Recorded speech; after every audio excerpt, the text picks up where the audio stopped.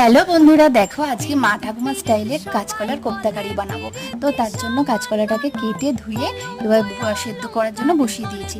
এই দেখো সেদ্ধ করা জলটা কেমন কালো হয়েছে। তারপরে সেদ্ধ করা কাঁচকলাটাকে ম্যাশ করে নিয়ে তার মধ্যে বেসন, শুকনো লঙ্কার গুঁড়ো, কালো জিরে, নুন দিয়ে ভালো করে মেখে নিলাম। একটু বেকিং সোডাও দিয়েছিলাম। তারপরে দেখো মিক্সিতে কাঁচা লঙ্কা, আদা আর রসুন দিয়ে ভালো করে পেস্ট করে নিয়েছি, টমেটো দিয়েছি। আর এদিকে কোপ্তাগুলো ভালো করে ভেজে নিয়েছি তেলে।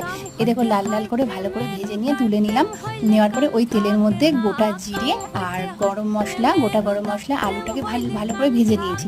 তারপরে দেখো বাটা মশলাটা দিয়ে দিলাম। তারপরে ধনে গুঁড়ো, জিরের গুঁড়ো, শুকনো লঙ্কার গুঁড়ো দিয়ে, হলুদ দিয়ে, নুন দিয়ে ভালো করে কষিয়ে নিয়ে তারপরে দেখো একটু জল দিয়ে দিলাম। সেদ্ধ হওয়ার পরে আলুটা ভালো করে সেদ্ধ হওয়ার পরে কোপ্তাগুলো দিয়ে দিলাম। ভাজা কোপ্তাগুলো দেওয়ার পরে মাখা মাখা হওয়ার পরে দেখো ঘি দিয়ে দিলাম। ঘি ছড়িয়ে দিয়ে তারপরে গরম মশলা ছড়িয়ে দিয়ে নামিয়ে নিচ্ছি। তো ভালো লাগলে একটা সাবস্ক্রাইব অবশ্যই করো।